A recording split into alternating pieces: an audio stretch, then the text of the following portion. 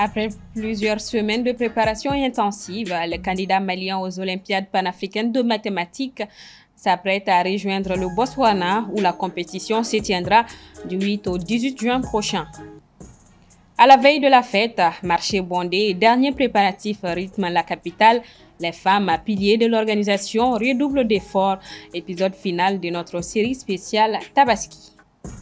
La commission électorale ivoirienne a publié ce mercredi 4 juin la liste électorale définitive. 4 figures majeures de l'opposition y sont absentes, les excluant ainsi de la course à la présidentielle d'octobre prochain. Très heureuse de vous retrouver pour une nouvelle édition. Mesdames et messieurs, bonsoir. Bienvenue dans ce 1945. Après avoir préparé leur participation aux Olympiades africaines de mathématiques prévues du 8 au 18 juin prochain à Botswana, le Mali met en route ses candidats. La cérémonie s'est déroulée ce jeudi sous la présidence du ministre de l'Éducation nationale. Soumaïla Fane y était pour thème. 3 filles et 3 garçons issus des académies d'enseignement du pays ont brillamment franchi les étapes rigoureuses de la sélection nationale et vont représenter le Mali à la 32e édition des Olympiades panafricaines de mathématiques prévues du 8 au 18 juin prochain à Botswana. Selon le chef du département de l'éducation, qui a organisé ce jeudi une cérémonie de mise en route à leur endroit, ces candidats incarnent l'espoir, le talent et l'intelligence d'une jeunesse malienne ambitieuse, capable de rivaliser avec les meilleurs élèves du continent. Le drapeau à la représentante des candidates et des candidats. Ces Olympiades donc vont bien au-delà d'une simple compétition. Elles sont un creuset de rigueur, de logique, de persévérance et d'excellence. Elles offrent également une tribune pour valoriser les mathématiques, susciter des vocations scientifiques et préparer l'avenir technologique et économique de notre nation. Les représentants du Mali aux Olympiades ont été préparés par la Société des mathématiques du Mali. Son objectif est de susciter l'intérêt pour les mathématiques et les sciences chez les enfants, notamment les filles. Ce préparatif était assez mieux pour nous parce que lors de la phase locale et de la phase nationale, on n'avait pas trop d'idées sur les sujets. Avec ce préparatif, nous avons plus d'idées sur les sujets à venir car ça nous a permis d'avoir des notions qu'on n'avait pas. Nous sommes assez fiers de nous, qu'à notre jeune âge, nous puissions aller représenter notre pays au-delà des frontières. Et c'est un grand honneur pour nous.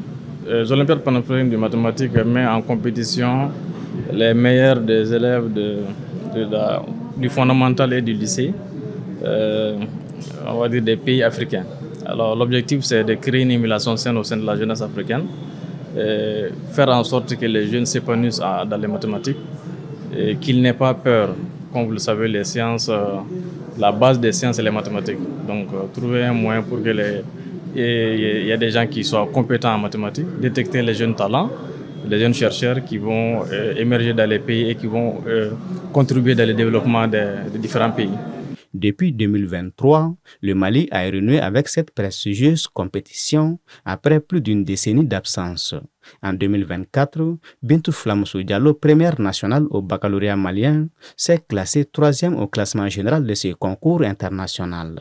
En plus de cette distinction, elle a également remporté une médaille de bronze dans le classement féminin. En bref, le poste de sécurité de Maou, localité située dans la région de Sikasso, au sud du pays, a fait l'objet d'une attaque terroriste ce jeudi matin, selon un communiqué de l'état-major général des armées diffusé dans la journée. Les FAMA ont vigoureusement riposté et des dispositions ont été prises pour l'envoi de renforts terrestres et aériens sur la zone. Cet assaut survient après ceux perpétrés à Boulkessi dans le centre et à Tombouctou dans le nord, traduisant une intensification des actions violentes contre les forces de défense et de sécurité sur l'ensemble du territoire. L'armée n'a pour l'heure communiqué aucun bilan. De plus amples détails sont attendus. Place à notre série de la semaine. À la veille de la fête de Tabaski, l'ambiance festive s'installe dans la capitale malienne. Les marchés débordent de monde, les derniers achats s'accélèrent et l'excitation est palpable dans tous les quartiers. Symbole de sacrifice et de partage, la Tabaski entraîne d'importants préparatifs, notamment pour les femmes, souvent en première ligne de l'organisation. C'est le troisième et dernier épisode de notre série signée Djeneba Samaki. En préparation de la fête des Tabaski, les femmes en particulier s'activent dans les marchés, les salons de coiffure et à la maison pour assurer le bon déroulement de la fête.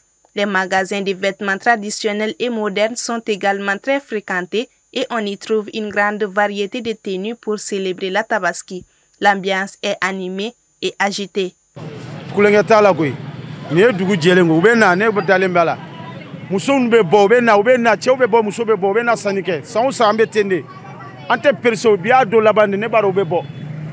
Voilà. An sila baara la an bɛ kunkolo dilan an bɛ sɔniw don an bɛ ɲɛsiniw don an bɛ sutiɲɛw feere an bɛ safow feere an b'a bɛɛ de kɛ yan nɔ musoya fɛn bɛ tɔgɔ ko musoya baara an b'a bɛɛ lajɛlen de kɛ yan nɔ. Faire plaisir à son mari a aussi un prix. Les femmes se précipitent dans les salons et autres endroits pour se faire décorer les mains et les pieds, même s'il faut y passer des heures. Ne yɛrɛ min filɛ nin ye ne dɔgɔmuso o filɛ ne y'o lawuli depuis 3 heures su 3 heures. A nana ka sɔrɔ mɔgɔ 15 de b'a ɲɛ yan nɔ. O bɛɛ kun ye an ka pari komi an cɛw bɛna seli saga sa k'an kunkolow digi k'an seniw ɲɛgɛ k'an ka sagafaga finiw don k'an cɛw ka sogo jini ka di denbaya ma vraiment o de y'anw niganko ye. An taara se ɲɛgɛnyɔrɔ jamaba de tun bɛ yen nɔ se ɲɛgɛnnaw ma se ɲɛgɛn joona fɔ su kora fɔ ne yɛrɛ tun bɛna décourager. Bi m'an bila n bɛ ka wurujindala kɔnɔ a kana n tɛgɛ ɲɛgɛn halisa a tɛ ka aramase ma. Depuis 2 heures, du côté des garçons, les salons de coiffure connaissent un pic d'activité. Les coiffeurs sont sollicités pour des coupes, des colorations et des coiffures spéciales pour la fête. Bon, comme c'est lui, il y a une jama pochon. Depuis ce depuis nous la 6 heures, moi je suis à 6 heures. Depuis 6 heures, nous sommes faut 100. Amélie les gars. Ça n'a pas ça, ni moi nous nana Amélie. Donc, dans le liste de 100, on met le numéro 1, 2, 3, faut passer 100. Plus que quelques heures avant le grand jour, et le stress est détaillé du côté des tailleurs, avec des clientes arrêtées en garde en attendant leurs avis de fête. Pas de sommeil surtout. Ils travaillent avec une pression intense pour répondre aux commandes.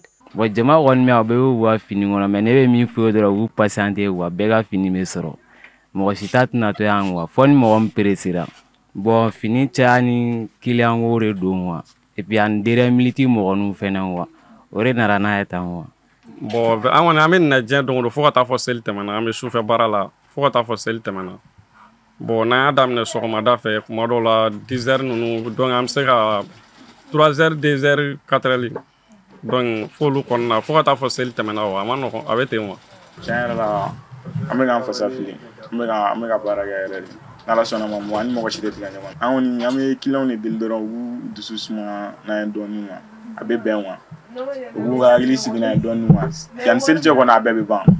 L'ambiance est festive et les gens sont de bonne humeur avec beaucoup de joie et d'excitation pour la fête malgré le contexte économique du pays. Très belle la fête.